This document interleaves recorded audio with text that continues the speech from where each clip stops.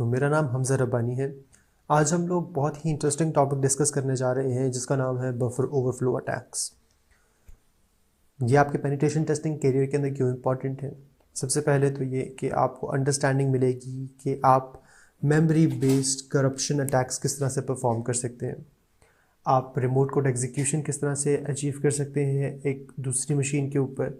आप किस तरह से एक एग्जिस्टिंग सॉफ्टवेयर को एक्सप्लॉइट करके उसकी मेमोरी के अंदर किस तरह से कोड एग्जीक्यूट कर सकते हैं। इसके अलावा विंडोज़ के अंदर बेशुमार इस तरह की यूटिलिटीज़ चल रही हैं जिनके अंदर ये बग्स, ये प्रॉब्लम्स, ये बफर ओवरफ्लो अटैक्स एप्लीकेबल हैं जिनका अभी तक शायद माइक्रोसॉफ्ट को भी खुद से नहीं पता। तो आप उन चीज़ों के अंदर भी रिसर्च करके वो प्रॉब्लम्स आइडेंटिफाई करके माइक्रोसॉफ्ट को एक एथिकली रिपोर्ट कर सकते हैं।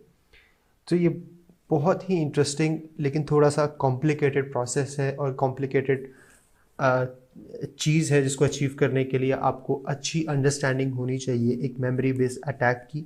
आपको विंडोज़ की या एक कंप्यूटर की ओवरऑल मेमोरी के बारे में इंफॉर्मेशन होना ज़रूरी है कि किस तरह से काम करती हैं, किस तरह से चीज़ें स्टोर्ड होती हैं, किस तरह से डेटा स्ट्रक्चर्ड होता है एक रैम के अंदर जब एक प्रोग्राम स्पेसिफिकली रन हो रहा है किसी कंप्यूटर की मेमोरी पे।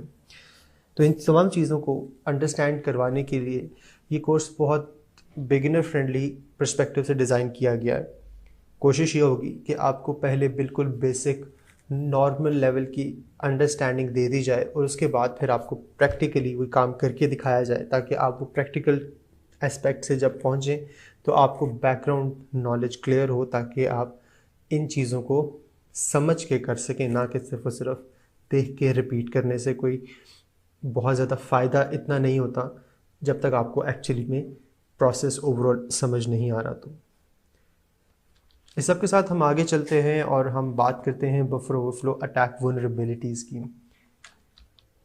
ये अटैक्स बेसिकली इनके काम करने का तरीका ये होता है कि किसी ओपोनेंट किसी और सॉफ्टवेयर के रनिंग कोड के अंदर यानी कि रैम के अंदर जो मेमोरी उसकी मौजूद है उसके अंदर अपने मर्ज़ी का कोड इंजेक्ट करने के बाद आप बेसिकली उसके ओवरऑल फ्लो को चेंज कर सकते हैं।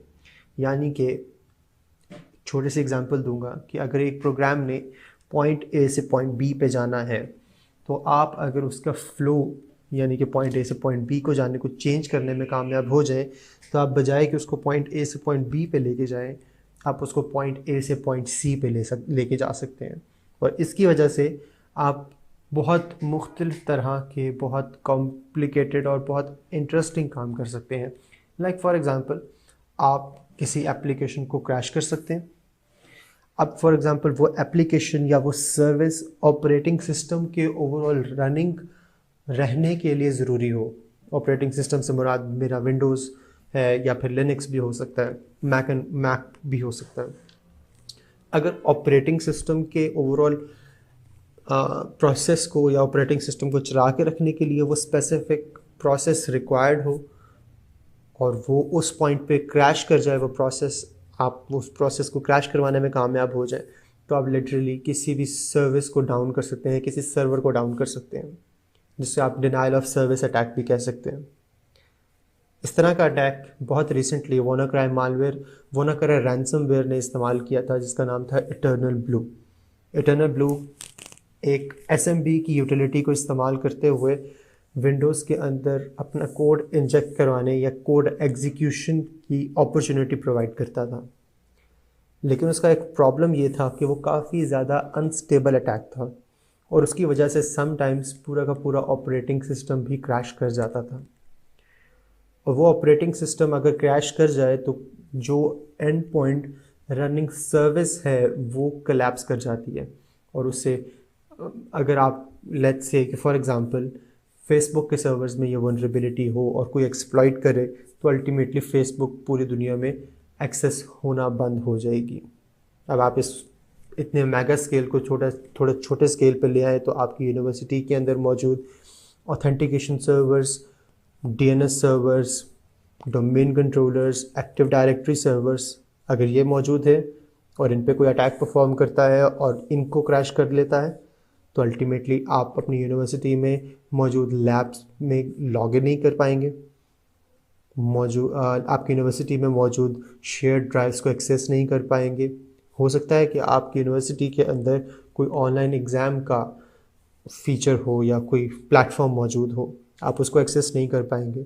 आप अपने लर्निंग मैनेजमेंट सिस्टम को एक्सेस नहीं कर पाएंगे। हो सकता है आपके एग्ज़ाम्स के रिजल्ट्स ऑनलाइन आने हो तो आप वो एक्सेस नहीं कर पाएंगे। इसके अलावा बफर ओवरफ्लो अटैक्स के अंदर आप प्रिविलेज एस्केलेशन की तरह की चीज़ें भी अचीव कर सकते हैं। जैसे मैंने आपको बताया कि इटर्नल ब्लू एक अटैक काफ़ी फेमस और काफ़ी नोटोरियस किस्म का अटैक है, जिसके ज़रिए आप रिमोट कोड एग्जीक्यूशन भी अचीव कर सकते हैं विंडोज़ ऑपरेटिंग सिस्टम के ऊपर। और वो स्पेसिफिकली एक SMB की सर्विस जो माइक्रोसॉफ्ट विंडोज़ के अंदर पहले से ही इंस्टॉल्ड पोर्ट नंबर 445 के ऊपर आती है, उसके ऊपर ये प्रॉब्लम आइडेंटिफाई हुआ। और ये प्रॉब्लम जिन्होंने आइडेंटिफाई किया, जिन्होंने इस चीज़ पर रिसर्च की, उन्होंने जब ये बात उनके पास से लीक आउट हो गई या उन्होंने पब्लिक खुद से कर दी, तो अल्टीमेटली जनरल पब्लिक तक आ गई और लोगों ने इसको एक्सप्लॉइट करना शुरू कर दिया। हम इस स्पेसिफिक चीज़ को कंसिडरेशन में रखते हुए, यानी कि रिमोट कोड एग्जीक्यूशन को कंसिडरेशन में रखते हुए इस पूरे कोर्स को लेके चलेंगे इंशाल्लाह, इस पूरे टॉपिक को लेके चलेंगे। और हमारी कोशिश होगी कि हम इस टॉपिक को जब फिनिश करें प्रैक्टिकली, तो हम लोग रिमोट कोड एग्जीक्यूशन किसी स्पेसिफिक वल्नरेबल एग्जीक्यूटेबल पे करने में कामयाब हो जाएं। इस कोर्स के प्रैक्टिकल सेक्शन में हम लोग एक गिटहब पे मौजूद एक वल्नरेबल सर्वर के नाम से एक सर्वर एप्लीकेशन को कॉम्प्रोमाइज़ करेंगे और उसके ज़रिए हम सर्वर के अंदर इंट्रूड करके सर्वर के ऊपर रिमोट कोड एग्जीक्यूशन की ट्राई करेंगे और इंशाल्लाह हम उसको कॉम्प्रोमाइज़ करने में कामयाब होंगे।